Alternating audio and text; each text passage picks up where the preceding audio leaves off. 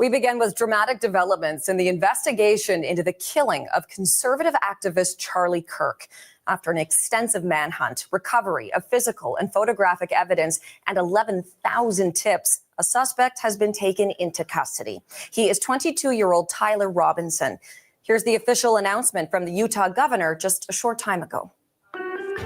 Good morning, ladies and gentlemen. We got him. On the evening of September 11th, a family member of Tyler Robinson reached out to a family friend who contacted the Washington County Sheriff's Office with information that Robinson had confessed to them. We are not sure if new images released last night may have played a role in this arrest. Higher definition frame grabs that appear to be taken from cameras on campus. Officials also released video showing the suspect fleeing the scene in the moments after the killing.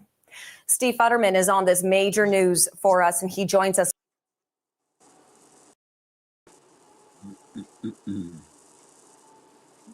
Good evening, everyone. Hello, all. That was a news clip. It was a Canadian yeah, station.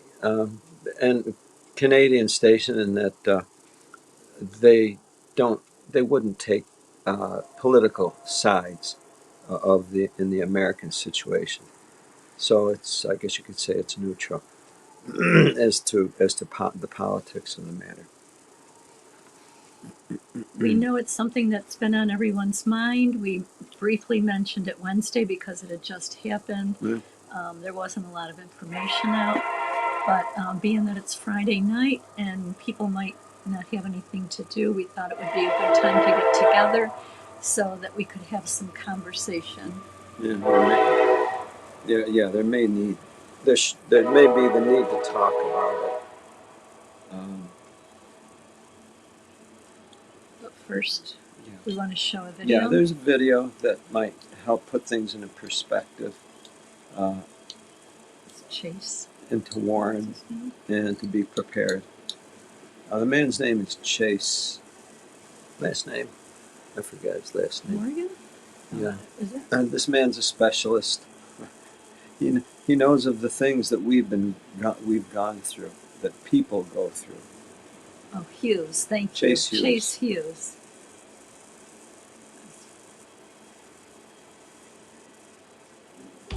Charlie Kirk is dead, and it exposed something vile and horrifying that I want to share with you right now, just kind of candidly. He was murdered while he's speaking in public to a group of college kids. And there's one part of this that I think should horrify you to the deepest parts of your very soul. Instead of a universal outrage, instead of every decent person saying this is insane and this is wrong, the internet seemingly lit up with these celebrations and cheers and memes, and people actually laughing and celebrating the murder of a man because he wore a different political jersey. So let that sink in for a second. And I don't think any of this is about Charlie Kirk, the person. And I don't think it's about whether you liked him or hated him or didn't even care. I think it's about the fact that political murder is somehow just another headline nowadays. And we scroll right past it. There is a whole new low for where we could go. And you have people online cheering like it's their team winning a Super Bowl. And what you're seeing is an evil,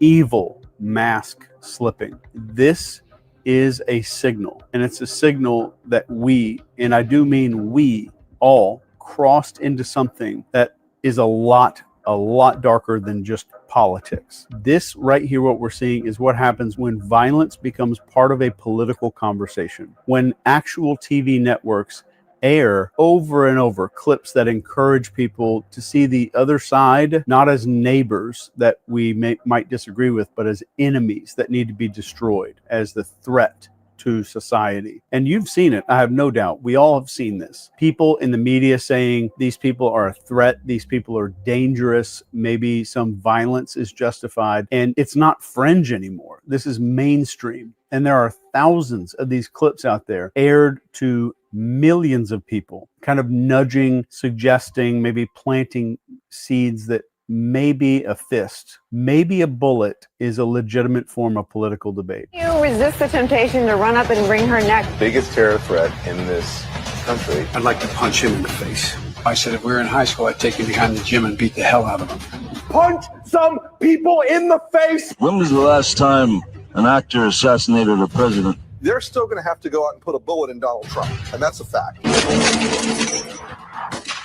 A lot of people don't have the attention span to maybe stick with this, but I pray that you do, because I'm going to expose something here that's going to change everything for you if you stick around. But here's the irony, and what I think is a absolute concrete law of history. It's concrete law. The minute that your ideas require violence to enforce or spread, they're already completely bankrupt. Every tyrant, every failed ideology, every social collapse starts the exact same way. The debate dies, then violence takes the place of debate. And you can't argue with a gun. You can only kill with it.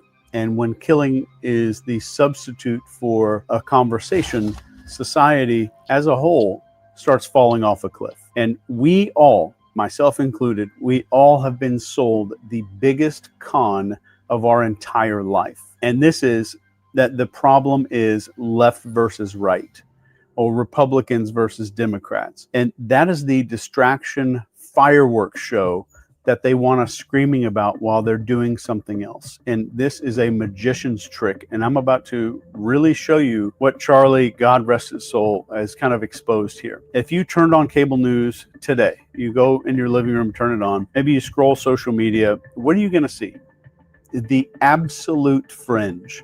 They're going to show you the loudest, dumbest, most cartoonish people from the other side blasted in your face 24/7. You're not being shown your neighbor or your coworker or the mom next door who votes differently. You're being shown a bunch of professional lunatics that are handpicked to make you think one thing. And the one big thing that they want you to think is, oh my God, these people are insane.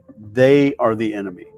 That's the reason that we're going downhill. And none of this is an accident. This is word for word textbook psychological operations. And military psyops manuals literally describe how you isolate a target audience, then you pump them full of a bunch of outrage, you create a tribal us versus them identity. This is straight out of a psyops textbook. So why would we want to do this? Or why would psyops want to do this? Because once you're locked into tribal thinking, you're going to swallow anything. You're going to believe any lie about the other side. You're going to cheer when other people suffer. You'll excuse things that you would never excuse in your own neighborhood if you watched it right in front of you and it was one of your neighbors. This is exactly the playbook on how you get otherwise decent, kind people laughing at a murder on the internet. That is how you radicalize a country without firing a shot. And let me tell you something that you're not supposed to think about right now.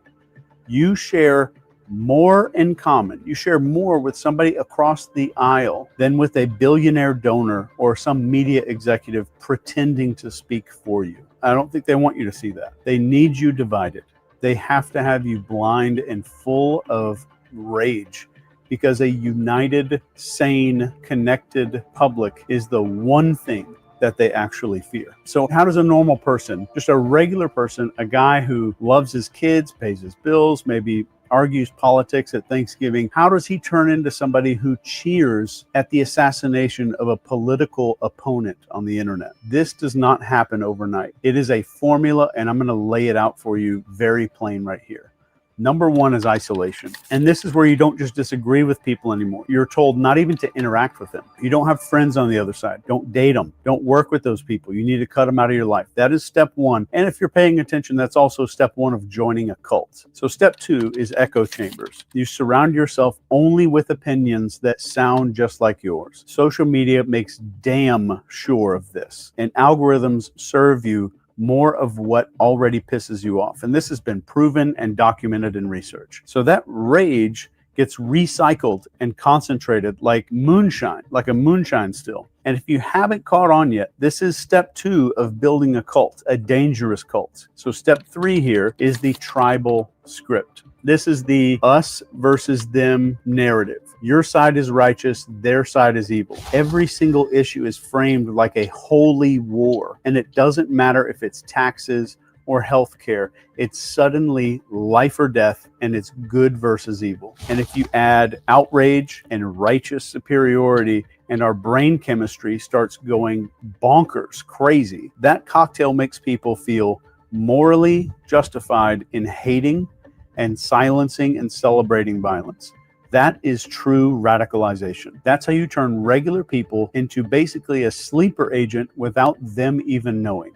The bad news is that what I just said is only the beginning, and it's happening on both sides of the imaginary aisle. Here's the truly horrifying part. All of this, it's not just a result of some advertising and algorithms. This is deliberate, and I would stake my reputation on it. This is not just some accidental byproduct of politics. This, what we're seeing right here, is engineered step by step to keep you outraged and blind and keep you just kind of stabbing and punching at shadows. All the while, this real power, the people who profit from division, stay completely untouchable. So keep this in mind while we're talking. You have more in common with someone who voted different than you did than the people that you see parading their narratives on TV. Please keep that in mind forever, if you're able to. An absolutely brutal truth that nobody really wants to face. Assassinations that, especially like we saw with Charlie Kirk, assassinations are not usually about stopping some kind of evil. They're about stopping ideas. You don't kill somebody because their argument was weak. You silence them because you were terrified that their words are working on people. Think about Martin Luther King Jr.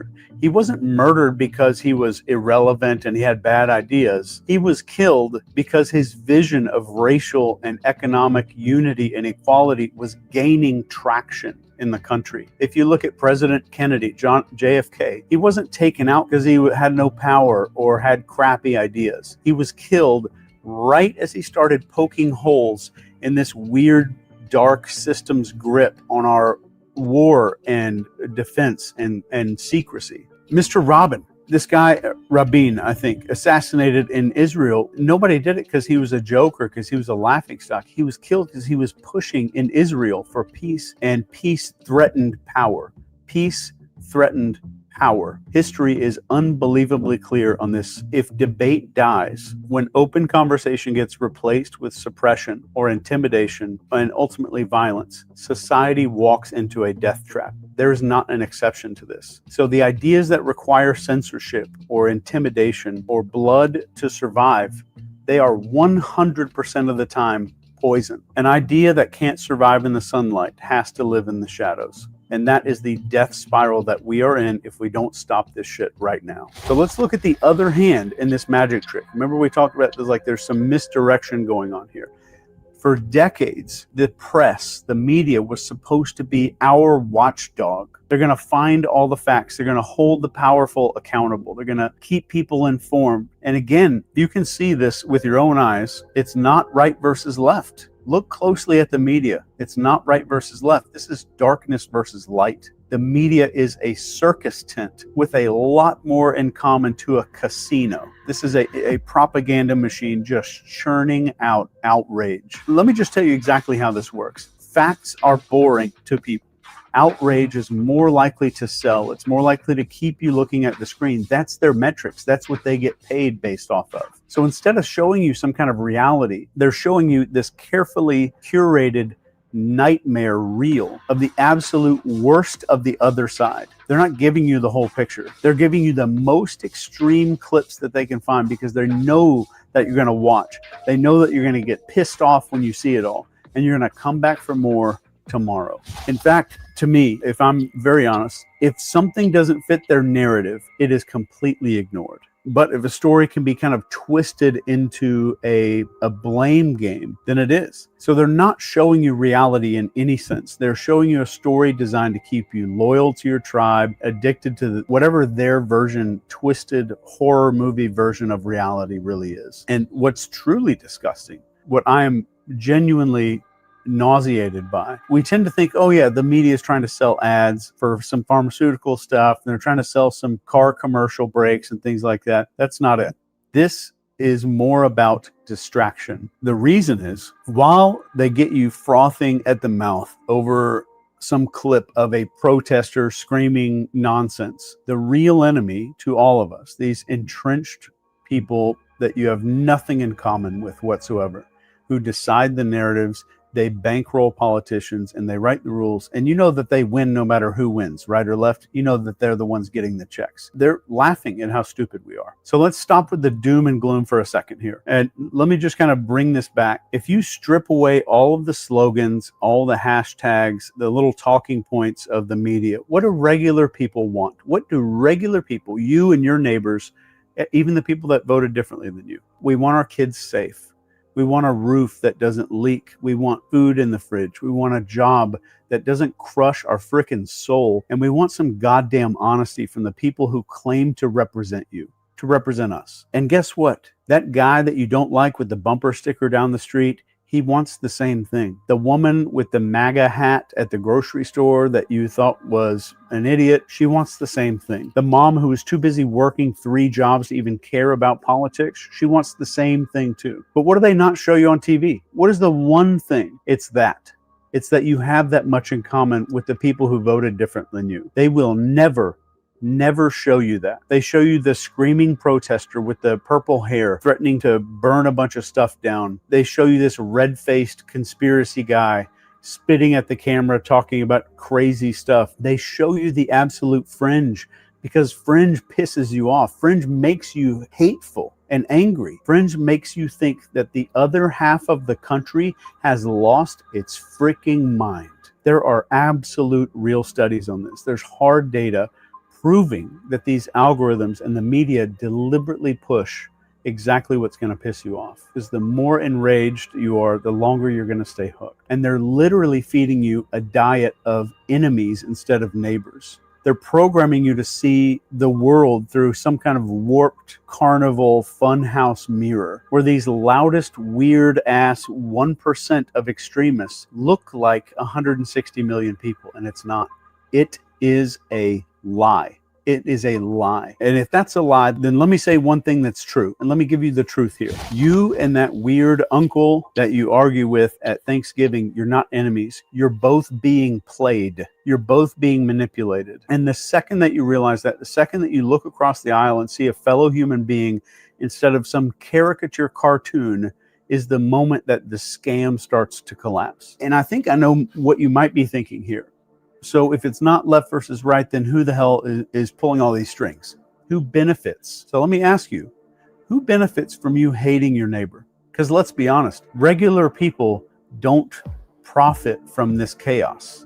Regular people don't, but someone does. And that someone is what I personally call the covert elite, because we have elite and then we have covert elite. And these aren't like a bunch of Looney Tunes cartoon villains in some underground lair. These are CEOs and mega donors to political campaigns. And you notice how they donate to both sides? These are political lifers, media conglomerates. These are the people who cash big ass checks no matter who wins the election. They operate on both sides of the aisle because the sides pay out. They don't care about your values. They don't care about your family or your future. They care about one thing, and that's control. And let me tell you, division is the cheapest, most effective tool ever invented for that. Look at how psyops are described in military doctrine. You identify your target audience, you feed them carefully selected information, and you push their emotion until their behavior changes. This isn't theory. That's written down in black and white. And it's the same exact playbook that's being used on you and me, my family, my parents, all of us. Except this time the battlefield isn't Afghanistan. It's not some country in the Middle East. It is your living room. It's your Twitter feed. It's your nightly news. It's right here where you're looking at my face, whatever device you're watching this on. This is the battlefield. This is why both parties, you're hearing them scream about each other nonstop, but they never really seem to touch the things that matter. And you ever notice how there's always money for war, but there's never money to fix our roads? You notice how billionaires always seem to fund both sides of the elections. And if you ever noticed, if you take a good look, corruption is a bipartisan issue. That's not incompetence. So whatever it is for the elites, they need you locked in this tribal, us versus them, tribalistic warfare. Because if you ever woke up and you started to realize that you share more in common with the other side than a single millionaire donor on your own side, the entire game starts to collapse instantly. And I think if you realize this, you'd stop fighting each other. You'd start realizing that the right versus left is fake. And I think that purely terrifies them. So who knows how long this video is going to last on YouTube. But let me be crystal clear about one thing. The real enemy isn't your Democrat neighbor with the yard sign that pisses you off. It's not your Republican uncle who posts stupid memes on Facebook. The real enemy is entrenched power. And it's an entrenched power that thrives on one piece of fuel, and that fuel is chaos. The real enemy is those people who profit when you are divided and distracted, and most importantly, when you are dehumanizing your fellow Americans. This was never about left versus right. It was always about the people versus the powerful. So here's the starting point. It's just sanity, just plain everyday common sense sanity. And ask yourself, do you genuinely want political opponents murdered in the streets? Do you want your neighbor dragged through the mud because they voted differently? Of course you don't, because you're a sane human being. And that means that you're okay. And sanity right now is the most rebellious act that you can commit in this country for right now. Sanity is refusing to let CNN or Fox News or Twitter decide who your enemies are. It's looking across the aisle that's probably imaginary and saying, you know what, I disagree with your ass, but you're not the devil. Sanity is truly openly saying violence is not politics. Violence becomes the death of politics. And true sanity is seeing just the weird idiots on the news and realizing that's not the norm. That is a cartoon that's curated for you. And the second that you stop playing the outrage game and you refuse to cheer for blood, which I hope you didn't do, you're already breaking the spell if you're there. I genuinely believe in my heart that sanity is contagious. And when one person refuses to take the bait, the echo chamber starts cracking a little bit. 10 people refuse. It starts breaking open a little bit more. And let me be super clear here. When millions of people, if this were to happen, or were to refuse, the machine will collapse. I guarantee it. We don't need permission to stop being pawns on the board. The minute that you decide right now that you will not be programmed into hatred, then you have started to win. And that's the first step to being sane. And it starts with you.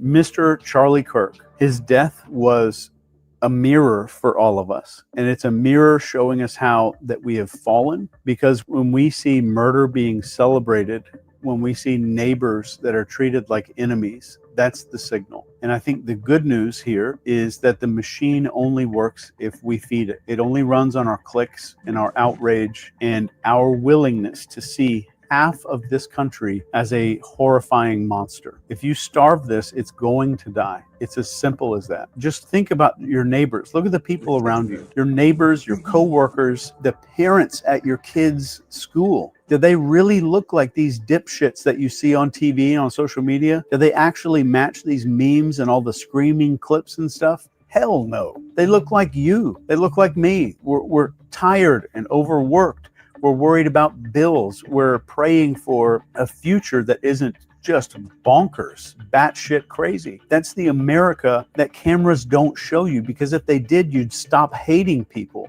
You'd start seeing reality. So here is the pledge. Here's my one thing that I want to give to you here. And you can say this pledge out loud if you need to. I will not let anything electronic decide who my neighbor is. I will not let political violence become normal. I will no longer let propaganda tell me who to hate. I will never cheer for blood. I will choose sanity. I will choose unity.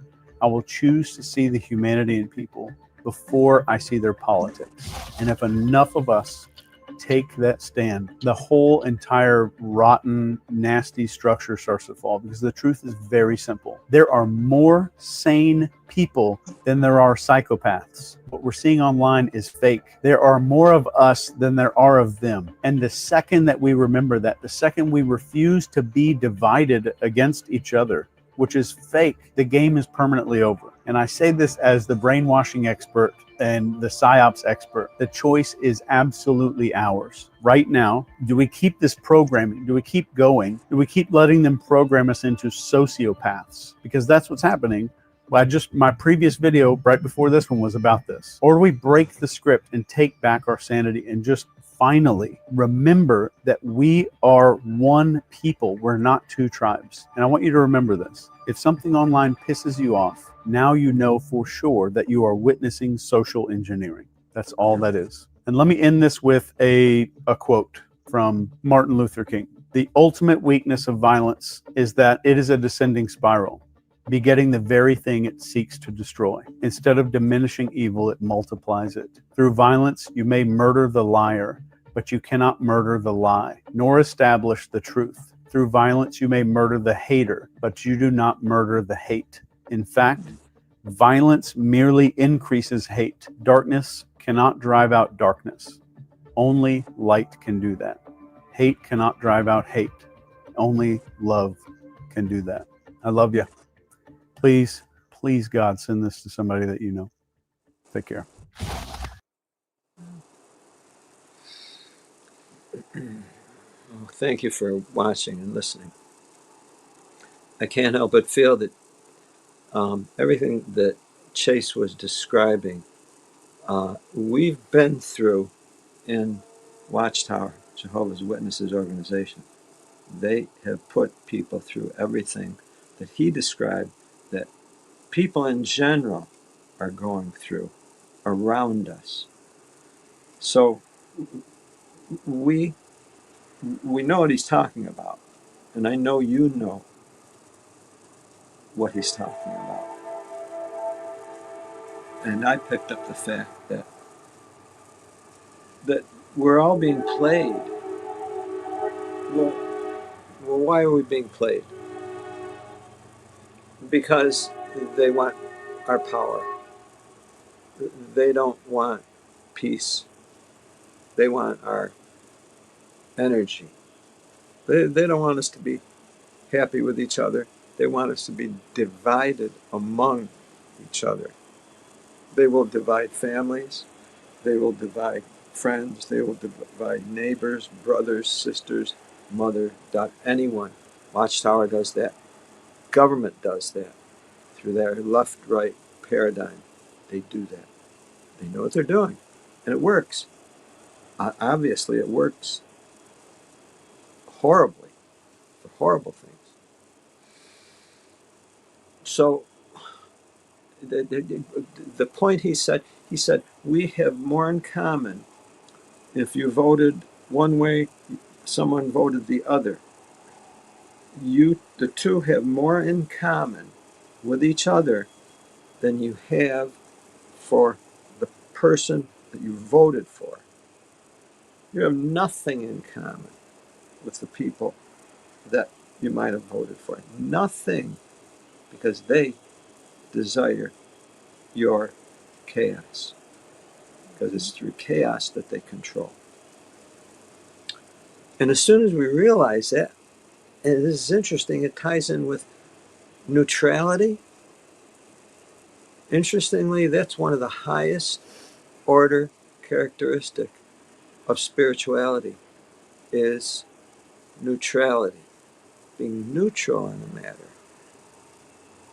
In other words, someone comes to you and says, oh, I think this situation is such and such, and I feel this way about this. What do you think about it? Don't you think? What do you think about that? They're looking for you to take sides. Mm-hmm. You're neutral. If you're neutral, it's like that's a spiritual quality, a higher order spiritual quality. Neutral. No. Do you like the situation that's unjust? No. Are you going to take a stand against it, either violently or some other way? Well, if you do, you're putting yourself against somebody who you're familiar with. The friend talking to you. Because that friend is talking to you. And you could be in the process right then and there of losing that friendship. We can't afford to lose friendships. We can't afford to lose marriages. We can't afford to lose families. We can't afford to lose friendships. I don't know anyone who has too many friends. I don't. Mm-hmm. Do you? Mm-hmm. I mean, no.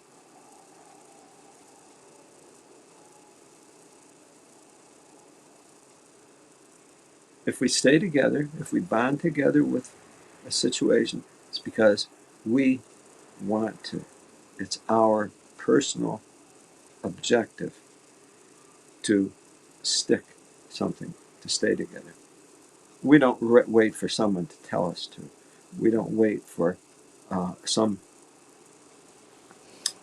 electronic means to indicate to us whether or not we should stay together or not. It's our personal desire.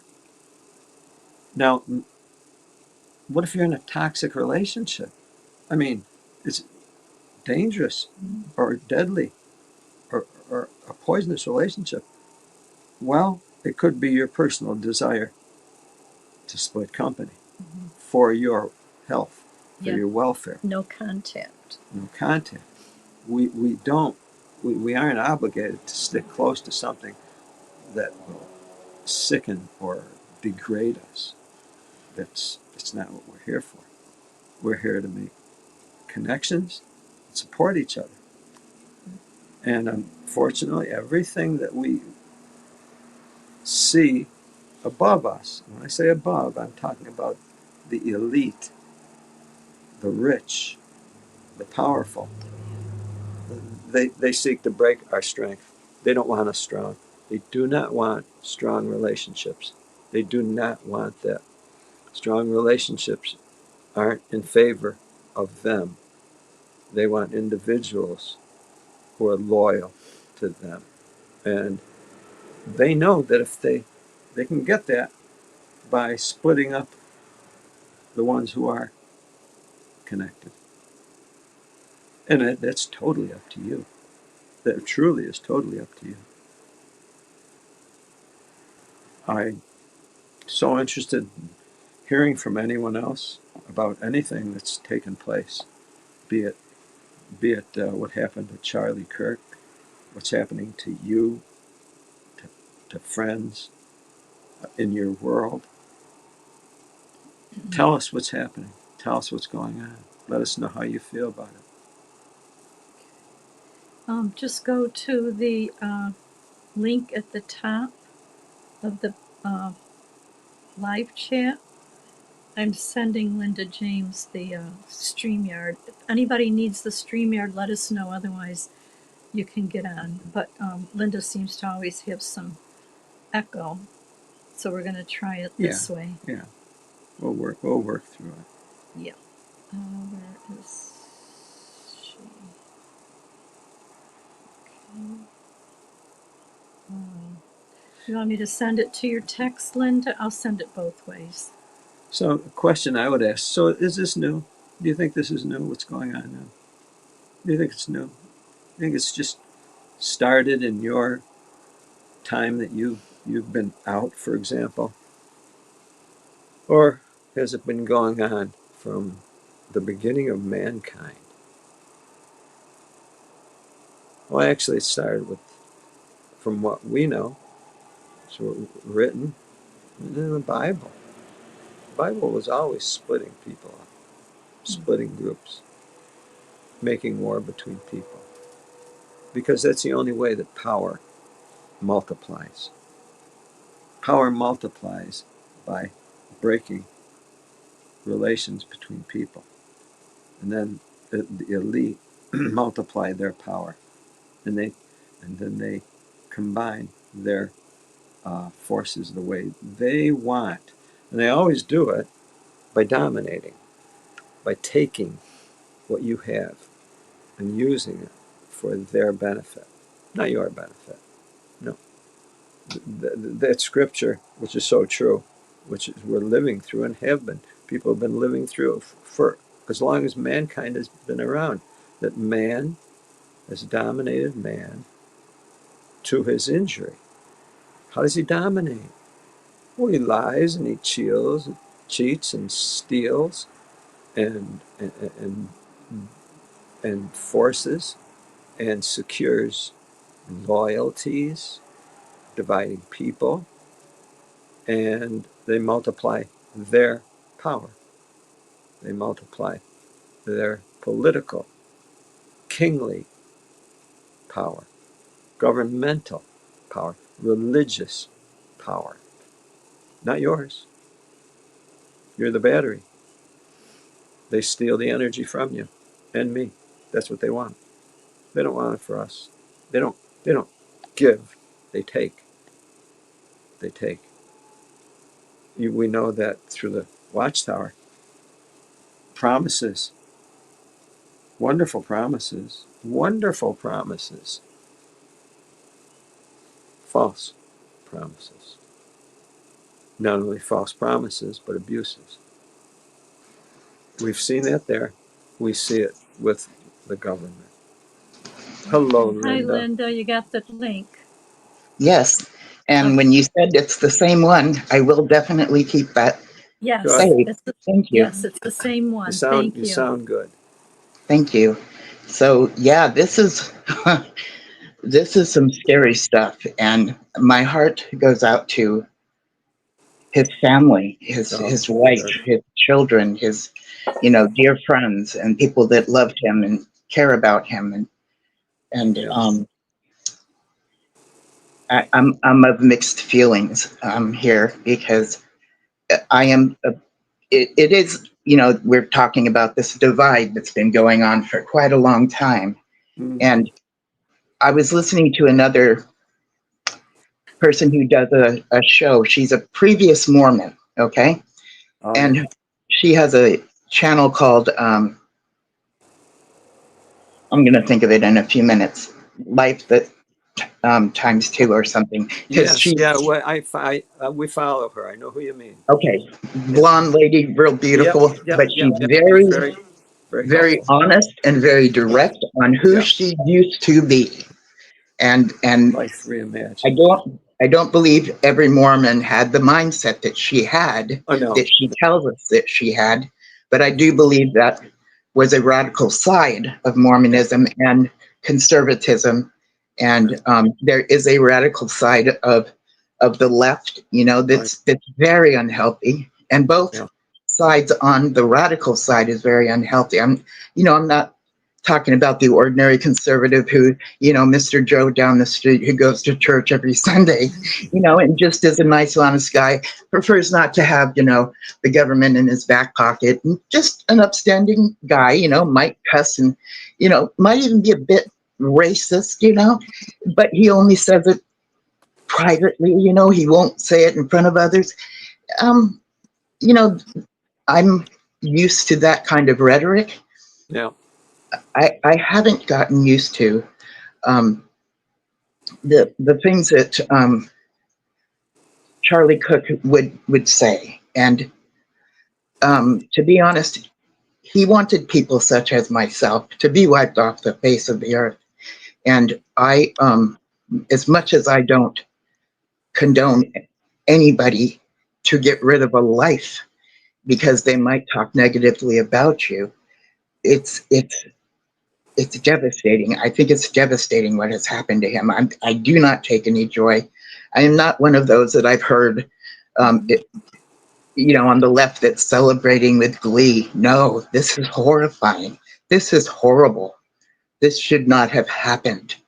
I would rather have him back talking shit about people such as myself than to have him dead, Linda, I think I would say to him if he were here that he has more in common with you than he does with others that he might think that he supports. That's what I would say. That could be possible. Everything I would I've say that. come to know about him has said otherwise. But again, Joe, you are a man of wisdom, and I believe you that's definite. Who knows? He and I could go have a cup of coffee somewhere and have I a great wouldn't conversation. doubt it. I wouldn't doubt it. And his beliefs used to be very different. He was very pro. Well, look, there's a term going around, and we've heard it before, becoming radicalized. Yes, that's the In other danger. words, oh, I'm a such and such. Oh my God, you are? Yeah, but I'm not radical. Okay, oh, what do you mean you're not radical? Well, I'm kind of conservative. I don't let it go to my head. I'm not.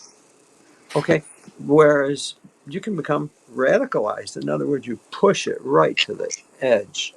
where Right. you drive people next to you away from you because, oh my Yeah. God, that person's too radical for me. You know that. It's like that wherever you go. You know, let's say someone likes something and you like it. Well, all of a sudden they do something that's so extreme with it and say, "Oh, I don't like it that much. I'm out of here." You know, Hmm. radical. And it's that, you know, it's that Yeah, different adjustment levels. of it. Yeah, Can we different say levels. hi to Sherlock 13? Hi, Hi, Cheryl. Sherlock. Good to Hi, meet you. everyone. Hi, I'm Hey. Cheryl. How Cheryl. are Oh, Hello, you? Cheryl. Cheryl. Good to meet you. I'm Good glad you to came meet you. on tonight. Thank you. Well, I just wanted to say thanks for letting me rant this morning. Of course, I've been upset all week, but this morning I saw that clip where the Senate voted to keep the Epstein files hidden, and it just reminded me of Watchtower, and I got mad over What's the again. difference? So, No Well, difference. that No can trigger difference. us very easily. No difference. No same thing. difference.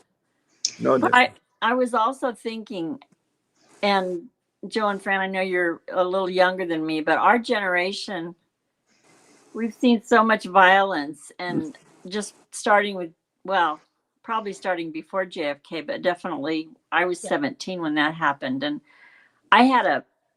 I remember having a clear thought when that happened that the world was never going to be the same. I don't know. I just had this, I don't know, So it was true.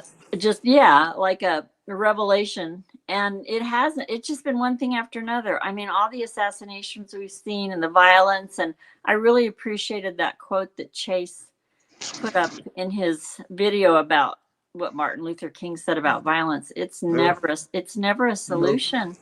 no. And it's Absolutely. just getting worse. And I think we have PTSD because sometimes I go into another world when another shooting happens. It's just really a sad world. Yeah, yeah. And I think that this is where you have to reflect on what organization we were part of that proposed so much violence in the name of righteousness. And this is where, you know, you have to step back and ask yourself, what, who are they trying to kid? You know, loving people aren't violent. I don't care who it is. I don't care how powerful. They're not violent. There's a pasta dude. Hi, Hi. pasta dude. Hang in there, Hey, how you everyone. doing, Stick folks? around. Yeah, Hello, we Pasta know Dude. you only have sometimes you only have a short window, pasta dude. Okay. Yeah, that's happened, and I disappear, but no, Art, that's okay. Thanks for letting me in for a second, and everybody else can come back because I don't have that We're much. all here. Yeah. There is so much about this story, but I just tuned in. I don't know what you said. I guess you've been on for 30 minutes. Yeah. Yes, we had a video Okay. with Okay, now everybody who's been listening, I'm going to guess that they figured out that Charlie Kirk was the most accommodating guy to alternative ideas. He was Yeah. standing up for what he believed in instead of for what he believed in. But the first thing he had was you got a microphone, you got 400, 500, 2,000 people out in the audience. Amazing. Everybody can step up and challenge my ideas. And apparently, I won't say that's exactly why they killed him. Everybody wants to believe that. It's kind of like a narrative, and I'm going to say there's a whole lot to it. But that's exactly what the international organization known as Jehovah's Witnesses do. They don't let you talk. They'll No kill difference. you spiritually, No emotionally, and everything difference. else. Has anybody brought that up? Oh, yeah. not No, you're yet. right. Yeah. Well, They'll we say you did No, can it's a ask whole, sorta. questions, look, and then he was They then want you get in trouble when you ask questions. Yes. absolute parallel. exactly. So everybody Absolute should see parallel. that because that's Absolute terribly parallel. wrong. Yeah. Well, I think you come to see that institutions are institutions. They're all the same. Institutions Yeah. are the ones that do like the Bible says about dominating man to his injury. Institutions dominate mankind. I don't care what they are. Don't rock our boat. Yeah. You know. So that's the safest thing I could say. I do want to say as everything comes together about this, You might remember a guy named Lee Harvey Oswald, and if you think he shot Kennedy, you're missing a lot of details. But for years, many people believe that. Many people believe things Yes. about 911. No, I'm telling you, I don't see some regular flow here to what happened with that guy, and that's telling you a lot. For example, they came out with a report that they got the suspect. Pretty quick. 30. Only just this is the tip of the iceberg. 33 hours. That Yeah, is a ritual signal. I know. If you don't know, and there's tons of other numbers. I mean, I'd have to get my stuff written down to let you know. But this thing. It's a massive event. There's no question. This is the way they do things. They've Yep. always done things this way. They will until they're stopped somehow. They will. That's what And they do. I believe you're talking about the government specifically, not left or right, but rather this is how the Government, government power. handles it. Well, Yeah. look, no, Oh forget yeah. about left and right. The elite, the ones that control the Okay, strings, the ones that pull it. gotcha. Yeah, Yeah, just like Chase said, it's the dark versus the light. Yeah, the left wouldn't be able to be left, and the right wouldn't be able to be right if it wasn't for the people empowering them. okay. Yeah, Yeah, because they players. when they pay these politicians this dark side, they pay both Yeah, both the sides. left Yeah. and the right. They Well, they pay them well, equally. look They're here. not taking Here's sides. a Okay. historic example. Henry Ford of Ford Yes, Cars, yes. support. He provided the fuel for Germany and other things too. In other words, he funded both sides of the war. Well, that's common. Those are bankers' wars, just like what's going on Interesting. in the Okay. elites' warfare. And Interesting. Yes. oh, it's Hitler very interesting. had a portrait of Henry Ford. He admired Henry Ford very much. And there's, a lot more that could be said about that. But Yeah, yeah. back to today, this should not have happened to him at all. And, people are speaking about he was good at doing these debates. And as even when he was in school, he was very political. This was his thing, his gift. Being very political, and he used to have a different view than what he has shown like over the last 5 years or so. And that's normal too, that we can shift in our viewpoints on things. That's This is pretty normal this too. is an interesting question. You say he had a different view, Linda. Now, what if for some reason, assuming he was still alive, what if for some reason down the road he changed and he changed sides? What How about that? I mean, would that be acceptable? Uh, how does that compare with people in Watchtower who were one way and now they say, we don't we're not that way anymore? Um, This is normal human behavior. yeah, You know, the right it's to change. Yeah, yes, and but see, it there's falls people under behind. Article 18.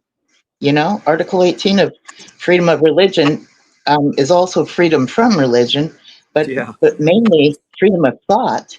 We get to true. have our thoughts, and I'm for that.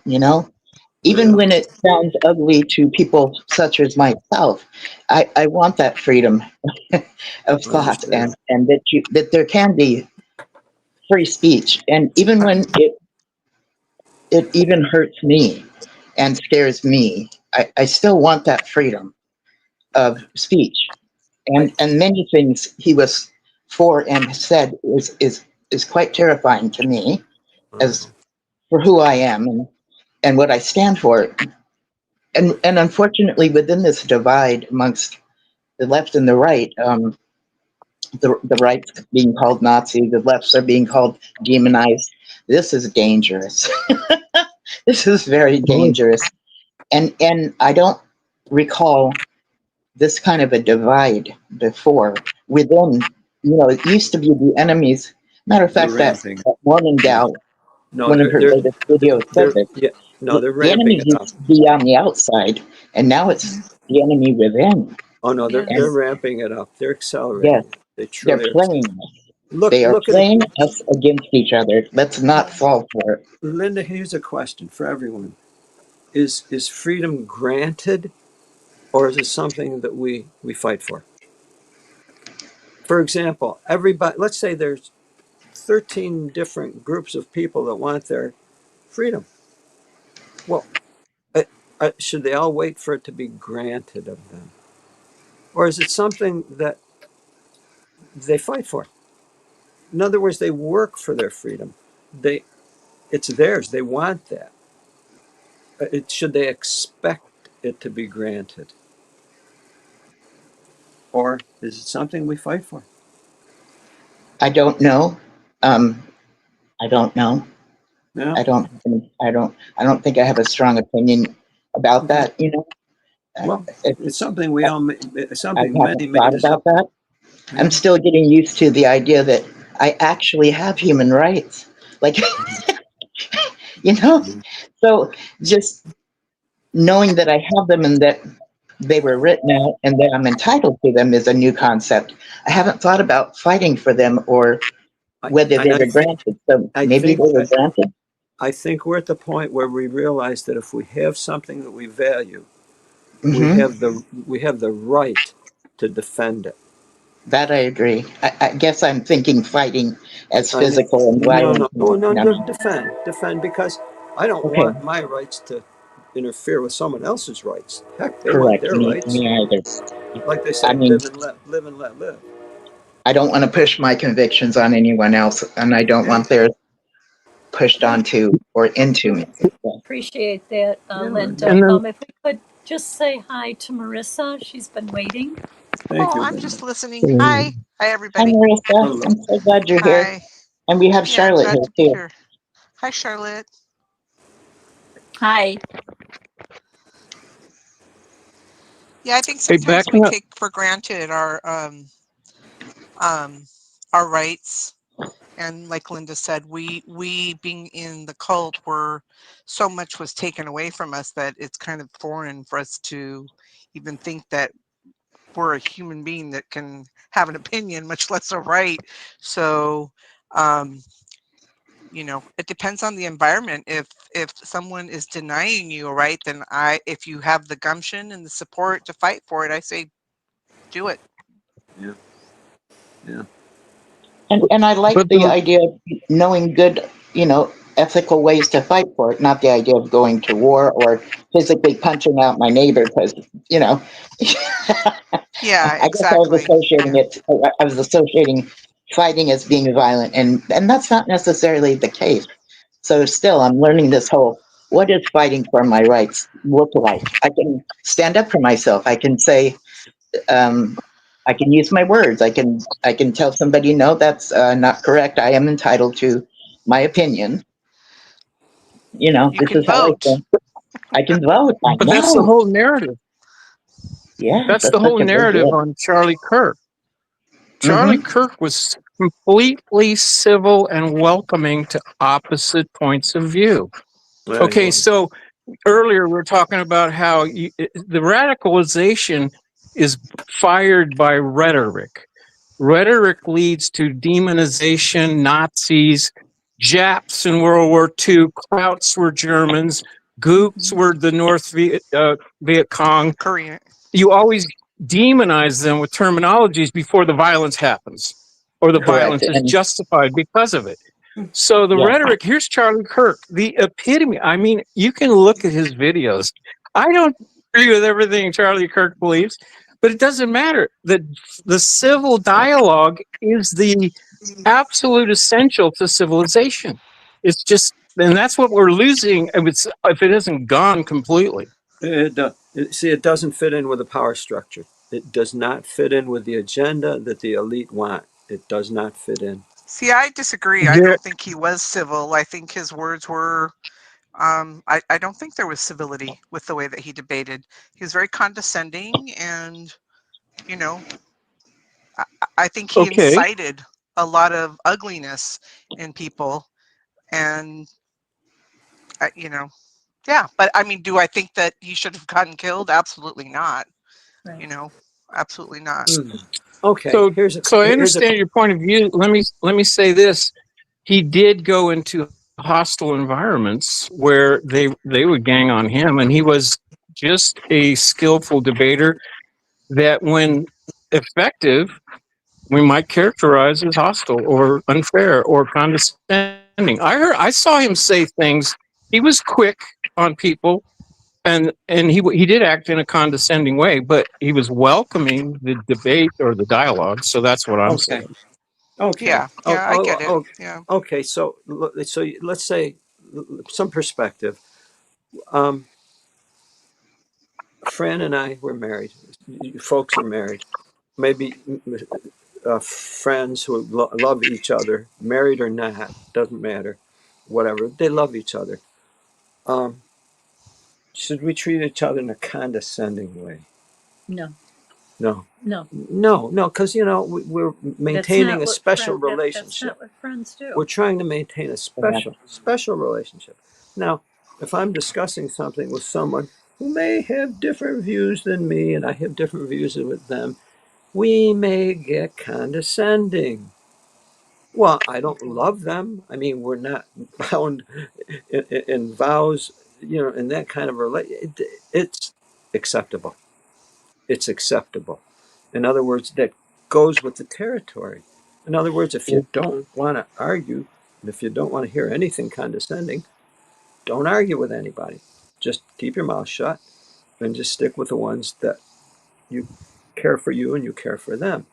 Um, it, and I think a lot of friends that come out of the organization are don't understand the give and take that's needed for Yeah, for I hashing think things that out. a lot of us are still learning how to do that. Yes, yes, Absolutely. yeah, What did you just say, Linda? I didn't hear. I'm so sorry. I said, I think a lot of us are learning how to do that, give and take Yes. in conversations. It could be like Yes. debate. And he was for debates, which I'm really for as well, if we open it up for a debate. And so I think we're learning how to do that. Yes, we yeah. disagree and still respect each other in the process, Yeah, rather than being condescending, rather than talking you down because you don't agree with me. Um, you know, we can agree to disagree. Like, so there's like Jesse and GG for GB. They have their, like, I was just watching the rerun of what they put out the other day. And we disagree on things, and I love GG for GB, and I'm getting to know Jesse a little bit better. I really dig those guys, but I'm not about most of the stuff they say. right. That can be, still in the same box. You know what I'm saying? Because I'm for those having their people get to have their own thoughts. People, that's their freedom. That's my freedom to It have my own thoughts and get to share them. it And it, it that's what we're learning to do and respect, I think. yeah, yeah. I mean, if we want ours, we've got to yield theirs to theirs. I mean, it's only fair. It's only fair. What And does that sometimes, mean, Uncle well, Joe? What does that mean to yield? if they have the right to project their values, their feelings, their desires, their selves, their identity, and you want the right to project yours, well, the very least we can do is put up with it, put up with each other's. The very least we can do is put up with it. Hey, The Joe, I very think least. though that what happens, there's a, if we all know trigger words, and Mm-hmm. in dialogues on different points of the skill that humanity doesn't Yeah, have or doesn't want to use yeah. is avoiding these emotionally charged words that infect Tough one. and clutter the dialogue that It's gets a tough to one.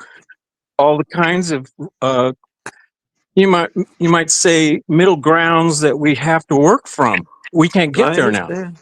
because Yeah, everybody's exploiting nasty rhetoric. you leave the I mean, I use emotions some out. of it about the Watchtower. I have a with the But not Watchtower, so everybody therefore he'll does. Not everybody does. There are some artful, skillful debates that are done with, without inflaming. And does that make sense? I don't think necessarily. I know what you're saying, though. A lot of people do on both sides, and makes things worse. But Do you think there are that? some skillful. Do you think that? Yeah, I would agree they're out there, but do you think that's the majority of things that are being thrown around on X? And I mean, really, I don't think most people use that. There are people who can and do, and they're intellectuals and they're deeper thinkers, but that's not the mainstream. Yeah, The you're probably media right about news that. reporting. Yeah, the media news reporting is almost laughable the way they It's slant divisive. stuff It's all on all divisive. sides of media. Yeah. You know, it doesn't take too long to figure out if in a situation people want to work out agreement or if they just want to work out sides. Yeah, It I doesn't agree. take too long. It really doesn't take very long. Because, you know, there'll be yielding, there'll be acknowledgement, there'll be a patience for understanding, even if there's total disagreement. It's like, you know, I'm absolutely disagreeing with you, and there's no way we're going to get together on this. There is no way. And even that in itself is an understanding. That in itself is an understanding. Right, But a time to walk away. yeah, and when it breaks down to things like the Watchtower says, you know, like taking a match and blowing it out, and showing that they would rather that kind of stuff, then we're talking about a whole nother level of domination. That's not us. Yeah. That's not you. That's not us. And That's them. intolerance. Yeah, totally intolerant. They want what they want, and they're going to violently try to get it. Hello, Gail. I see you just came on. Hello, Gail. Hi. I would like to make a couple of comments. I was born in 1950, and we didn't have all this hatred. I had friends. I had a black friend and a Chinese friend. They called us the Mod Squad. I had two friends that were homosexuals. We didn't look at what they were. We looked at who each other was. Only, I think, for the last 5 or 10 years, I think that hate in this country, it's out of control. And I like what Linda said, because it's true. Satan's best tool is division. And what does it say? A divided house cannot stand. Isn't that a quote from the Bible? And the media and some of the politicians have a lot to do with this. They push the narrative, white supremacy, and you hear it on MSNBC, CNN, Fox News. They're constantly bombarding. Now you'll have a young person who has some emotional issues, and they listen to all this, and they think they're doing the right thing, especially, and I'm not putting down any group, especially the transgender group, because I guess there was some information that he was a trans, and I guess he was an Antifa as well. But anyway, that gets beside the point. But to me, I think what's happening in our country, it's the hate. I was not brought up to hate anybody, and it's very disturbing that there's so much hate. And laughing and celebrating the death of anybody is despicable and disgusting. And this has to stop. It's the crime. Now, when he was shot, there was a beheading in Dallas over, it was a migrant, and he was fighting with his boss. And who goes to work with a machete? He chased this man around in front of his wife and child, and everyone watched, and he chopped the guy's head off. And right when Charlie Kirk got shot, there was a shooting on an Air Force base. And then there was a high school shooting. 2 kids were shot at Colorado High the very same day. Right. And this is the narrative they're pushing. They're pushing all this hate, and Black Lives Matter, white people are no good, they're the devil. And this goes into someone's mind, and they think they're doing the right thing. Like that beautiful girl that was slaughtered. He have him on audio. Oh, I've got the white girl. Then you can look that up yourself. Mm-hmm. That's what was said. And the other thing that really pisses me off the most, people everyone's videotapes all these horrendous crimes. Why isn't anyone stopping and helping out? I understand the fear factor, but I've saved 5 people's lives in my lifetime because I don't look at who's going to hurt me. I was trained, you go and you help them no matter what. I don't look at my surroundings. My first reaction is safety and to get that person, out of harm's way. I don't think about anything else because that's how I was trained. But I don't see that happening. All these people photograph everything, and I'm like, there's definitely a bystander effect that society at large tends to fall into. And you were trained to do it. And I think we, just ordinary citizens, it would be smart for us to think ahead. If this happens, what will I do? Kind of give ourselves an imaginary walkthrough or possibility and kind of train ourselves, because it's very easy to just be a bystander in shock. If I can jump in here. So obviously and apparently there's a certain style of life and living and values and ethics that you have and that I have and that others have. If you wait for someone to maintain that for you, it'll never come. It'll never come. If I want something like that, whatever, it behooves me to project it and defend it. And otherwise, if I wait for someone to give it to me, it'll never come. And I think people are at the point where they almost expect government to grant it for them. And government does not do that. Government does not grant people's ideal lifestyles for them. Not at all. Not in the least. That's why they call the government the beast. Mm-hmm. It's so. Think about this. We're in a culture. You see, you're describing a culture, Gail, and Linda, same here. And me, we have a. We were looking up the culture of the 50s on YouTube. Totally different. Yes. It's a culture. It's a cult. Okay, culture. Well, if I want that, if I want anything like that, I better start making it for myself and combining with others who desire that as well. And that's I call it a way of life. I don't call it a culture. I call it a way of life. But when I was growing up, it was a way of life. I know you're saying, I know, but see, the We weren't reality is considered it a cult. But a cult does not have to be bad. See, it's just like culture. You're following something. We weren't into that when we were little kids growing up. It was a different era. And I wish we could go back to that, because families were families. Today, the breakdown society, the breakdown families, the breakdown society. It was purpose. That was purpose. That was an agenda. There was a plan for that. Which was what? To divide people and to break up that kind of life. It was designed. This didn't happen by itself. No. Look up Yuri Bezmenov. Just look him up sometime, and he'll explain it to the T. Everything that you've experienced in your lifetime, Gail, and Cheryl, and us.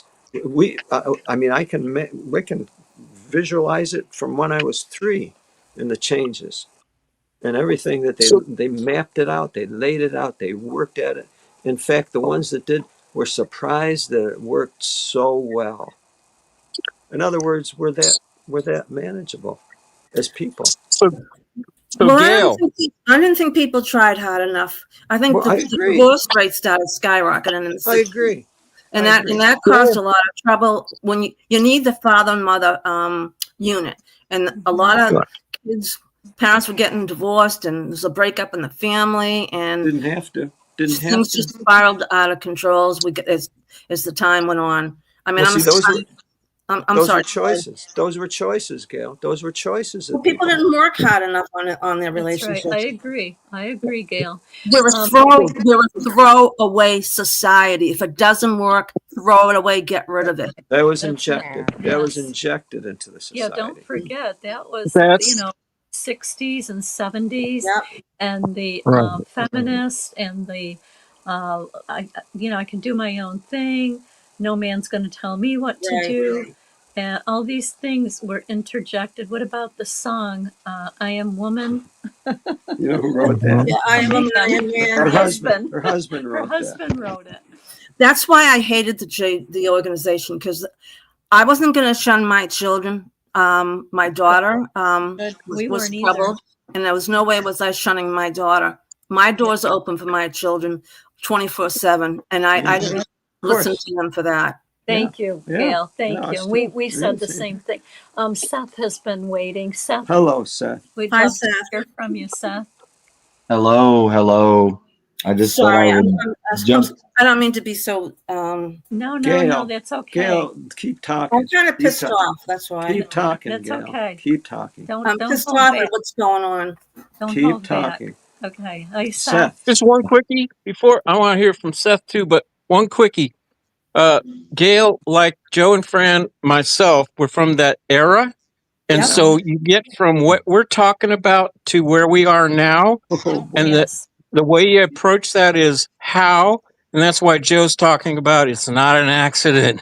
It's not No. just some devolution. It's a target on society. Engineered. Absolutely. Social engineering. You're right. Thank you, Apostle Dude. You're right. Seth. Hey, y'all. I hope you can hear me. Yes. I just want to be open and honest here with you guys for a minute. There was something that happened on the Wednesday's night show, and I'll come out right and say I was the person who was kind of butthurt. I got really hurt on things, and I'm learning to deal with trauma. I'm learning to deal with being fresh out of the Jehovah's Witness organization, leaving Watchtower, and I still carry a lot of that trauma with me. And sitting here, I'm sitting kind of barricaded in a corner right now, doing deep breaths and trembling a little bit, but you guys are teaching me healthy debate, how to be kind even with your differences, how to entertain the thought of somebody else disagreeing with you, which is something Watchtower did not teach any of us to deal well with. And so I just wanted to reach out and say to everyone in the comments and everyone, I love the differences of opinion and the calmness. Sometimes it gets a little heated. I get that. The healthy debate does at times. Yeah. But it's beautiful to see this Charlie Kirk and ideological wise. I'm sorry, I can't get my words out. But I couldn't be more different than Charlie Kirk was on some things, and some things I did agree with him on. That's the beautiful part. It hits home for me because he was 31 years old, and I'll be 31 on Monday. And that hit pretty hard, knowing that. And he was out there debating, and I've been trying to do these protests and these loving protests. And so I put myself in that shoes. What am I opening myself up for? And so it's been really hard. And I'm sorry. It's just different leaving the organization and knowing how difficult it is for many who are still on the inside. For my family, I want to be here. I want to see my son. And I can just imagine that's all Charlie wanted too. That's what he wanted. He wanted to go home and he had ideas. Were they always kind? No, but he opened up for debate. He opened up for debate. I didn't believe he always said the kindest of words, but that's okay. He was able to take criticism, and he was able to criticize with a healthy view. And I'm learning to do that. The trauma from Watchtower is still stuck fresh with me. My wife and I, again, we're still less than 2 years out at this point. And so it's still fresh. And I just want to apologize to everybody for what happened on Wednesday. And I just want to thank you guys for your support. Thank you guys for your love. Seth, and I want to commend you for what you're going through and the strength that you're developing. Yes. Yes. And I well, listening after, because I did, although I left the show and I was really hurt. I watched it, and what after some of the things were said and addressed, hearing some of the kindest things you guys were saying, a lot of it, Linda, you stuck out in my head a lot. And how kind everyone is together. Even here, we have so many different thoughts on just this screen alone, and in the comments, so many different thoughts, and every single one of our thoughts are beautiful. None of us, I highly believe, none of us are right or wrong. We just believe. You're right. We don't have to be. Absolutely. Exactly. No, Absolutely. Thank And you. you know what? You're going through these really normal growing pains. That's right. And we used to stuff our intuition and our feelings down because it just wasn't appropriate to be, captivated by them or let them control us. But today, right. You can find a suitable way to, get through the day or whatever and have a good cry later if that's needed. I tell you what, Linda, or it's if one it of those shows things. up with us, it's safe here. If it shows up It's with so us. fresh. I don't know if all of us go through it or not, but there's been times I've sat here and said, I'm going back to Watchtower. I know they're fake love, but at least the fake love was consistent. It was consistent. And sometimes that's you a don't normal feel thought that when too. you leave. You're fighting.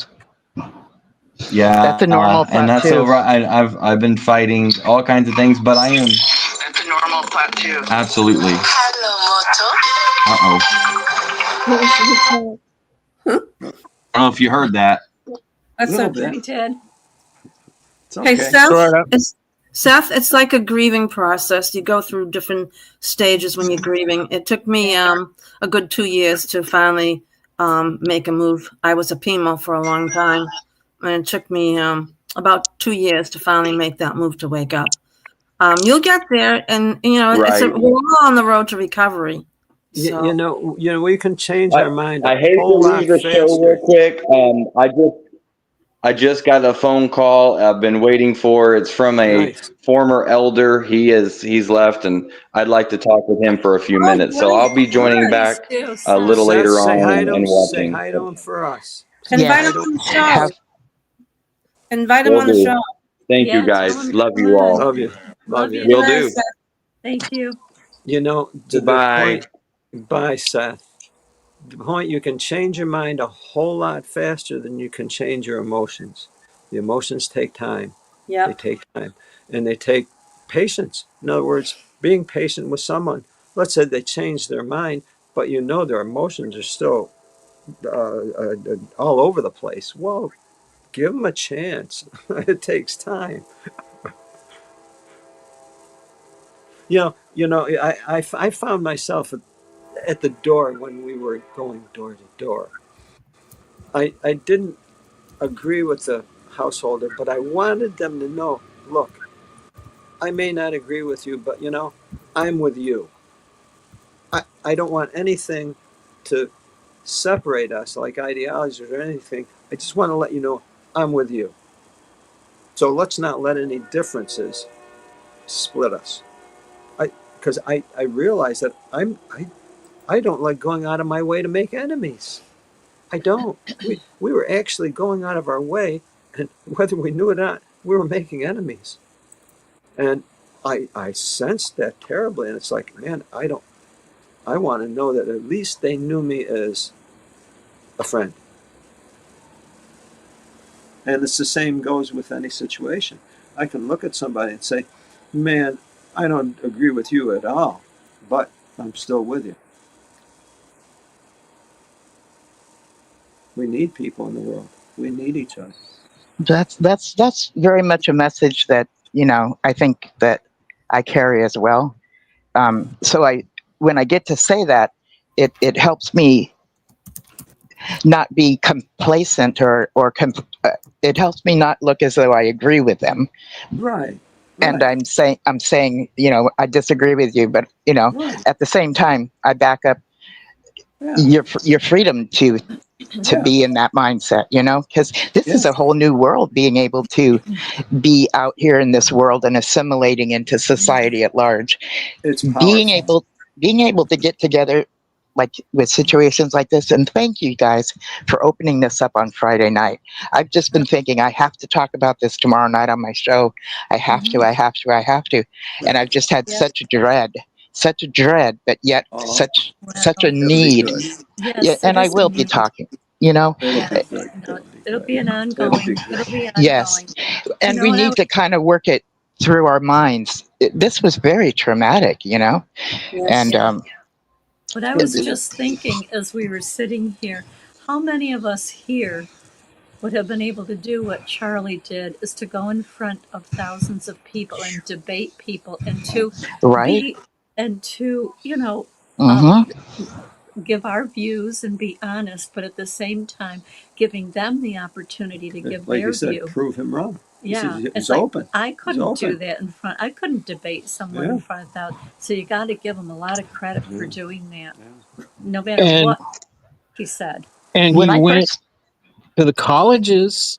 Yes. The professors were ruling the day, and you got the issues that were encountered were quite frequently trans and abortion, spirituality, difficult things to talk about, but he just gave everybody, the opportunity. Ask me anything was his motto.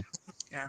So, that's I loved debating. I mean, I me was a too. debater in high school, Mm-hmm. and I think that's what made me an uber preemie witness. And I never understood why we weren't allowed to talk to apostates, because I was very comfortable spewing JW hate, to be honest with you, because that's what it amounted to.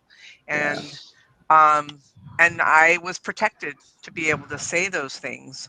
And so you're right. It is something to, I mean, I didn't agree with him, but you're right. He had It's conviction, admirable. and Yeah. it is admirable, very much so. Mm-hmm.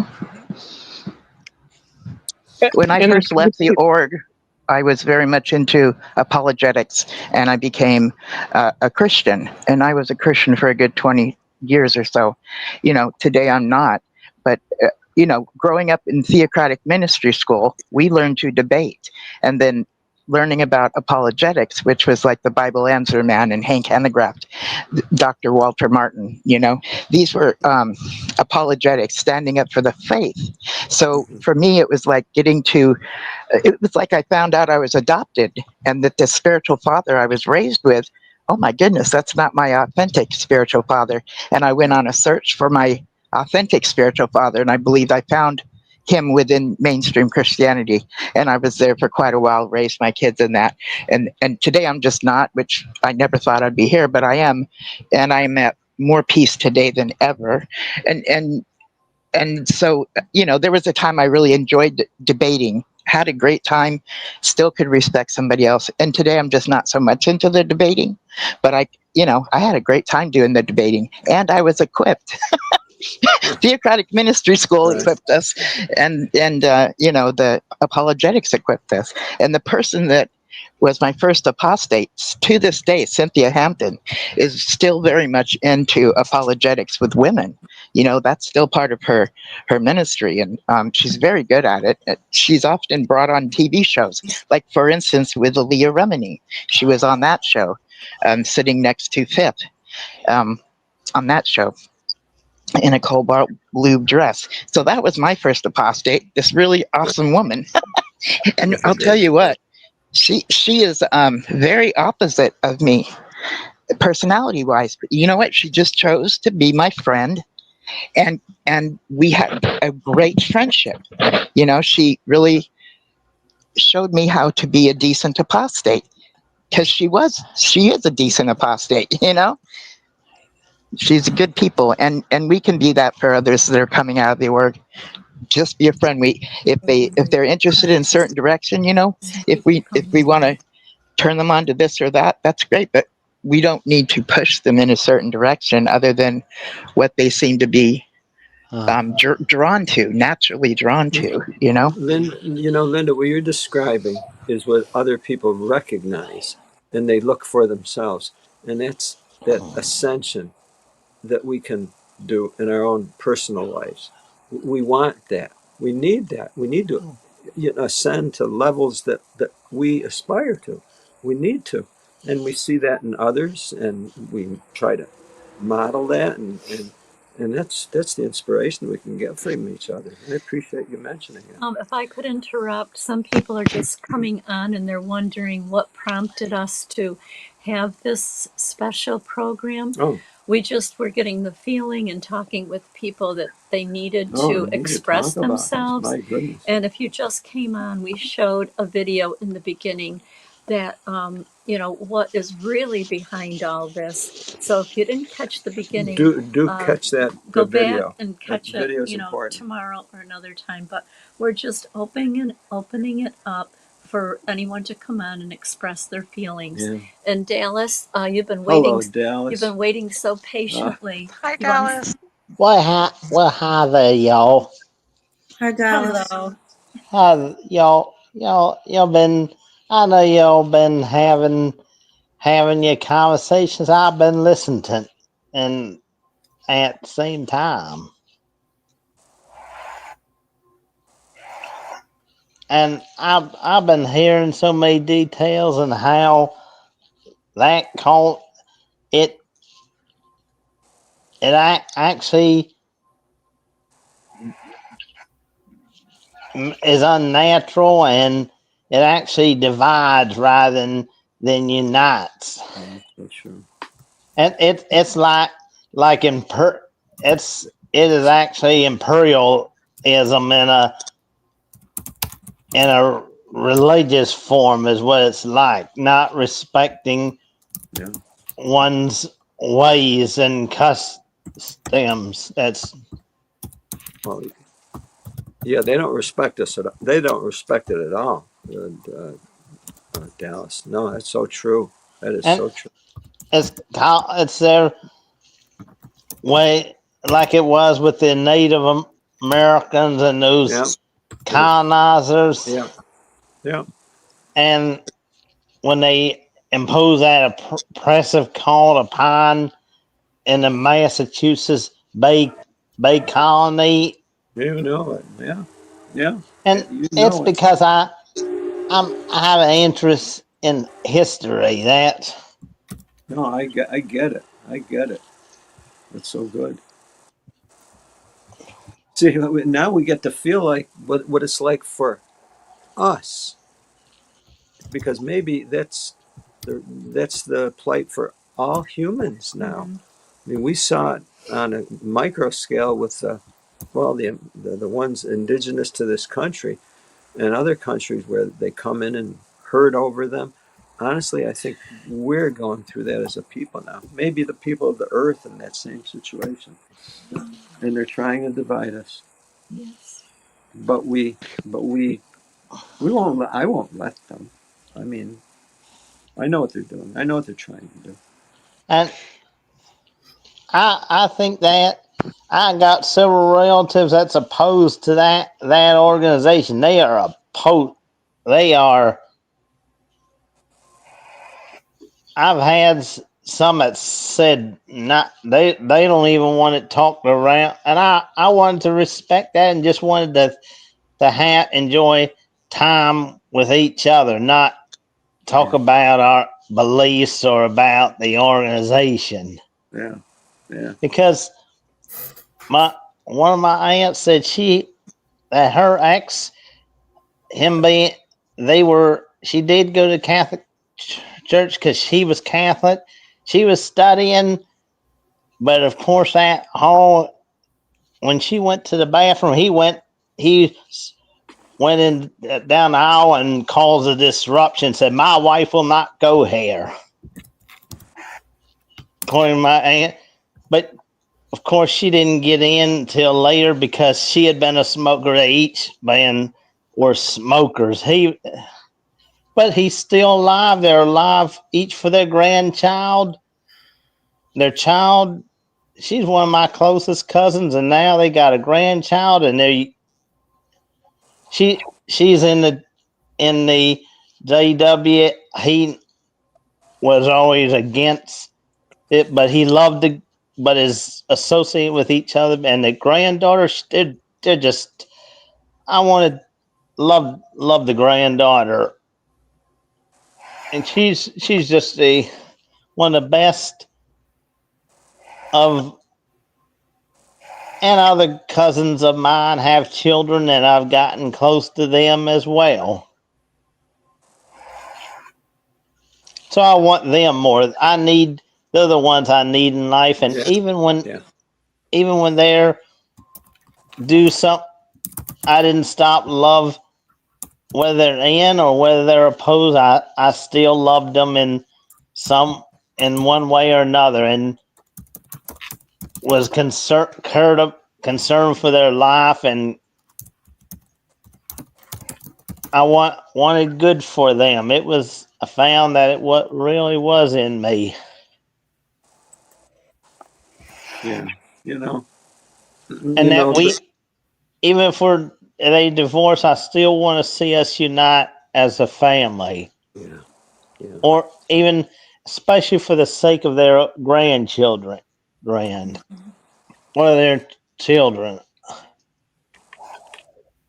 You know, what I noticed, Dallas, with reference to what you're saying, there's some folks that would let anything, any little thing, interfere with the relationships that they have. They're just looking for an excuse, anything.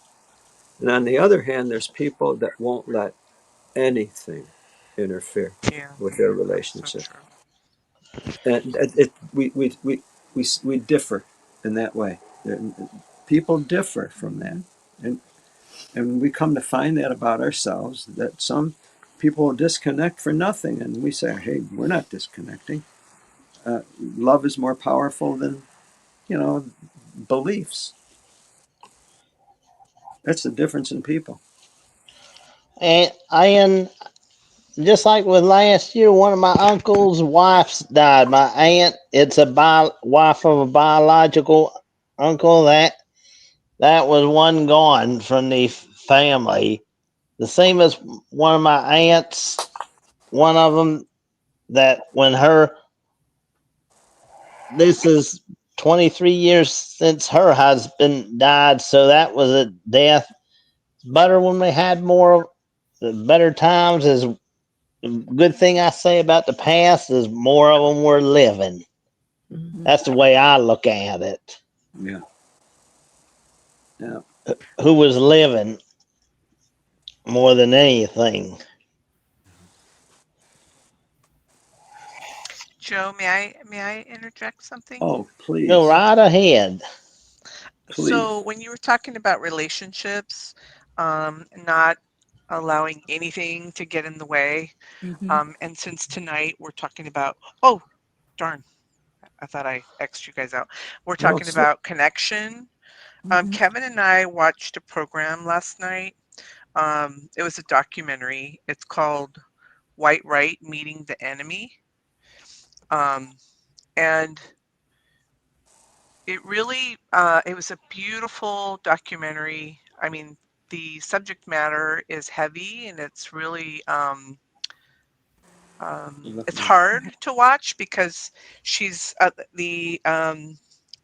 the one that is the narrator and that goes to speak to these folks is Middle Eastern. I can't remember. She's brown, and she is putting her life in danger by talking to essentially people that are racists. But what it really, really taught me was that she was craving connection, like what we're talking about.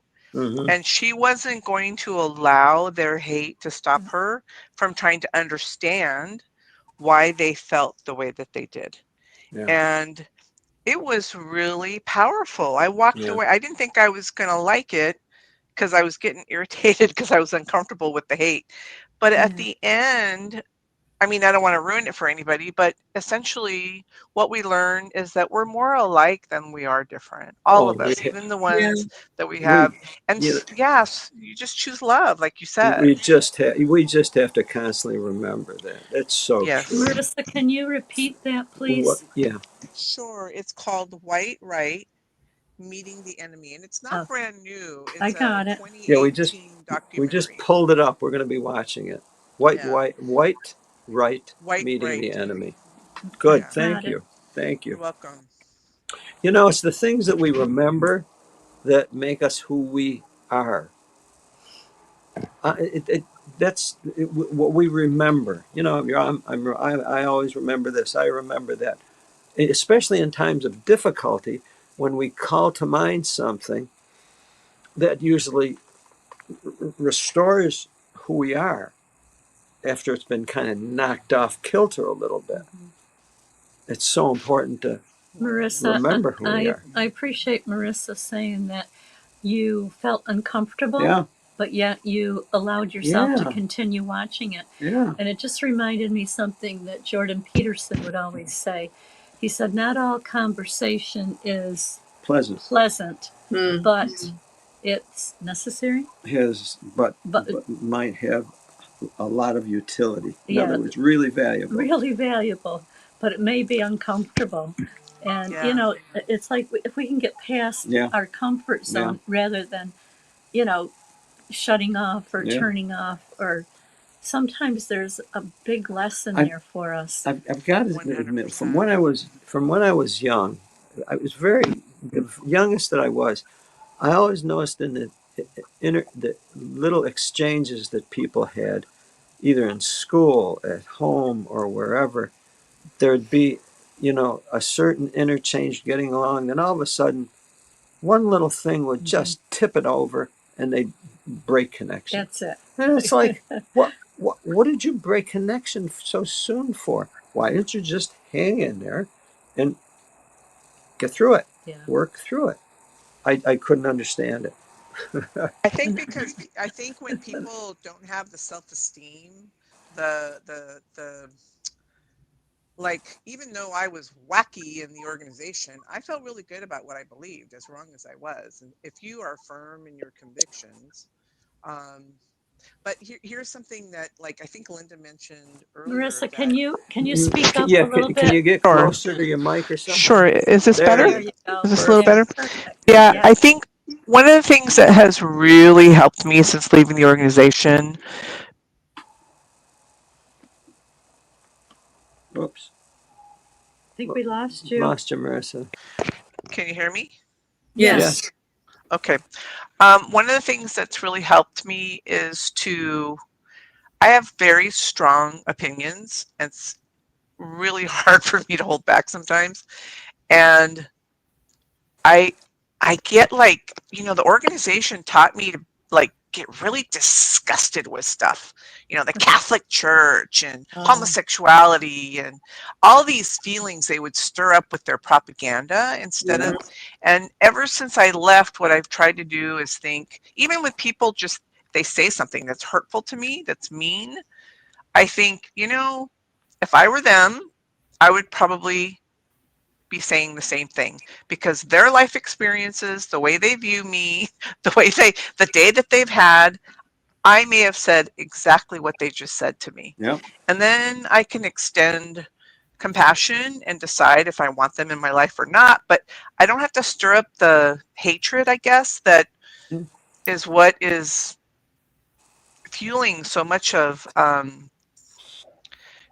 people's I guess the violence that we see, even with the way people speak to one another. Do you know what I mean? Yeah. Yep. Honestly, I believe, I really do, that if given the opportunity to live among each other with our vast differences, we would get along. The government gets in between, and they teach people how to weaponize their differences, whereas we would accept them. We would accept them because we all have differences. We have to accept each other's differences. We all have them. Government comes in and they teach us literally to make weapons out of our differences, because they know that that's how they gather power. That's their trick. And now we know it. Now we know it. And they've been doing that. They've done that with religion. They're doing it with politics and government. They're doing it with business and industry. It's a craft. It's a craft. How to manipulate and control people. It's a craft. It really is. Now we know it too. I absolutely just like that, just exactly like that. That because they are, it originated. It is part of the Masons. Mm-hmm. Mm-hmm. They know what they're doing. Now we know what they're doing. See, those were the secret societies. The reason they were secret because they didn't want people to know their tricks on how to snare people and trick people. Well, now we know their tricks. It's taken a while, but now, I mean, there's no excuse. There's so much information out there. We need to know their tricks. Otherwise, we're going to keep, being succumbing to them.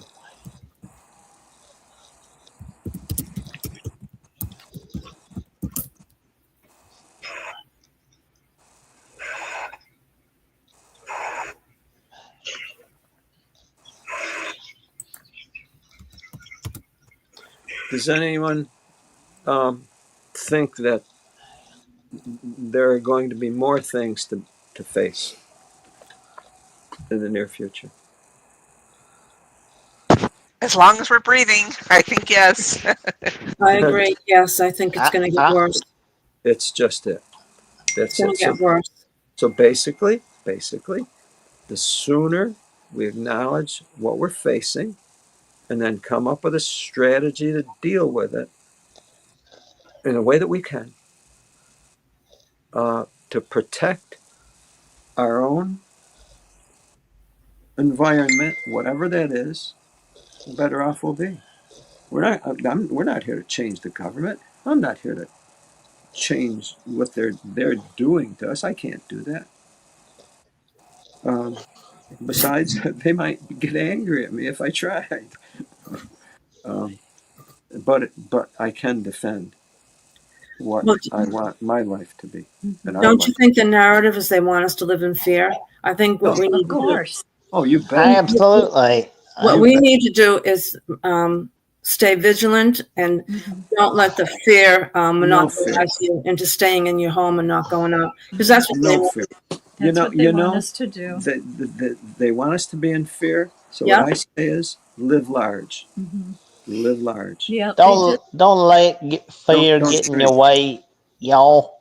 Don't shrink. They did that in 2020. Yeah. And they'll do it with more things. But like what the video said at the end is just be, to love, use love, conquer hate with love.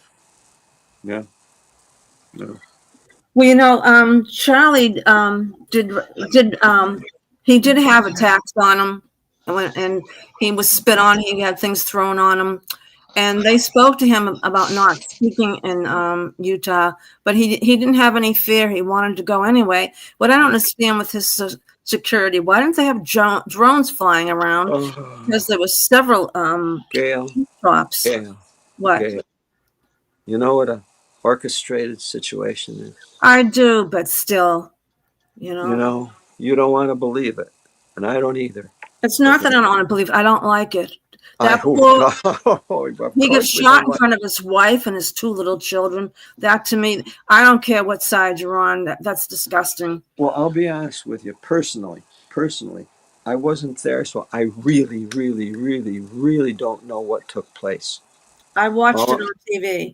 Oh, okay. I know you did. I understand, but the magic of television too. I don't know.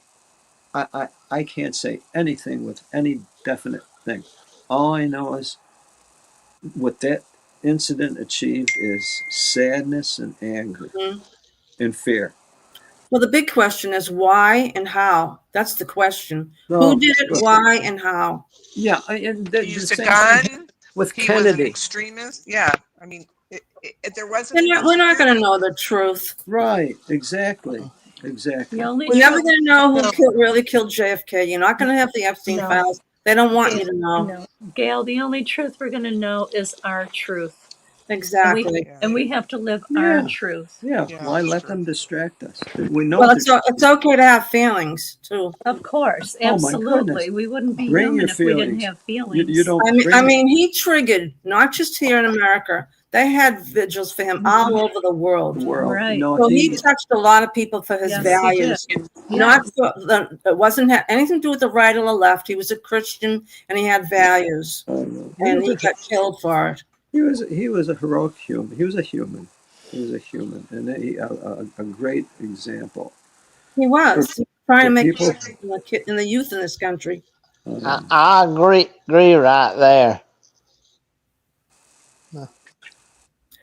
Let's face it. They don't want happy, good, wholesome families. They don't. They don't like it at all. They don't like you being loving. They don't like you happy when you're happy.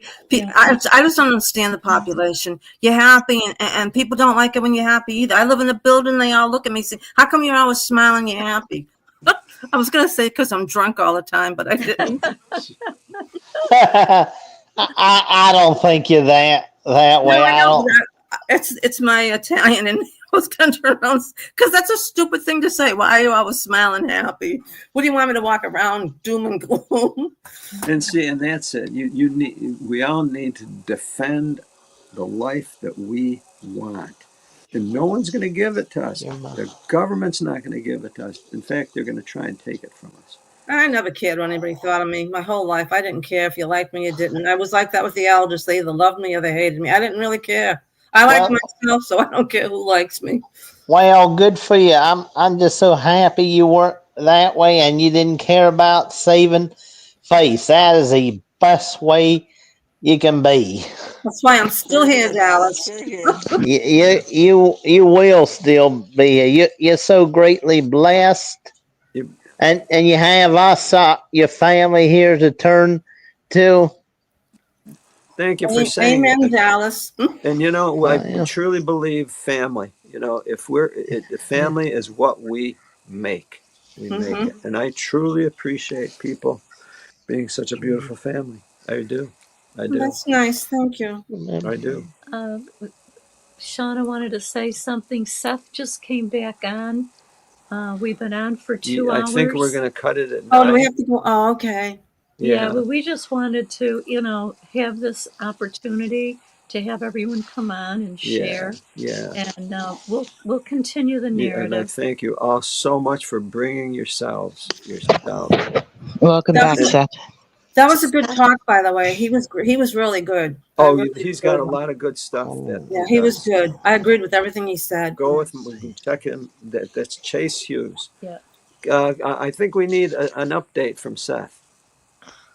Oh, is he coming on with us? With you? He's right here. Oh, I just was coming on to tell everyone good night. I got to talk with this elder, former elder, and it was again so touching. He denied the invitation to join the show for right now. Okay,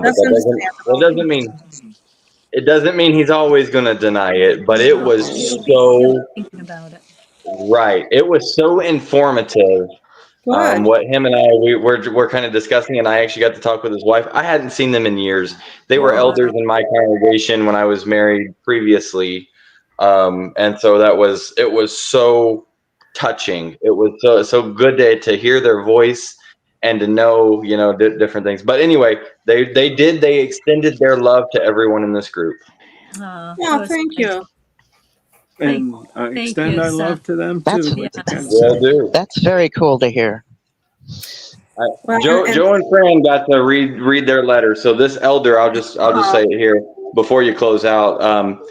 Joe and Fran got to read the letter, and later on I'll make it public for everyone.